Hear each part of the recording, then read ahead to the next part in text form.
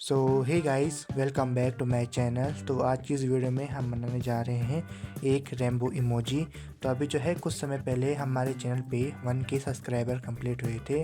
तो ऐसे ही आप सभी लोग हमको आगे भी सपोर्ट करते रहना। तो हमने सोचा कि आप लोगों के लिए लॉन्ग वीडियो भी बनाई जाए। तो अभी जो है हम आज लॉन्ग वीडियो बनाने वाले हैं। तो अगर आप चैनल पे नए हैं तो चैनल को सब्सक्राइब कीजिएगा और वीडियो को लाइक कीजिएगा। तो चलिए जी, वीडियो को शुरू करते हैं।